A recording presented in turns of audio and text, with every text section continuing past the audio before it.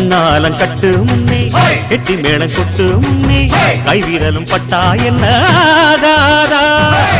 பண்ணாத்து பூச்சி போலே வெள்ளருக்கு பூவே போலே உங்களழக கண்டாலைக்கும் ஆடாதா அடி மஞ்ச கிழங்கே சிறு இன்ப கிழங்கே அடி பார்க்காம போனவளே குருவம்மா ஒரு பெண்ணென வந்தது பொண்ணுல பண்ணிய உருவமா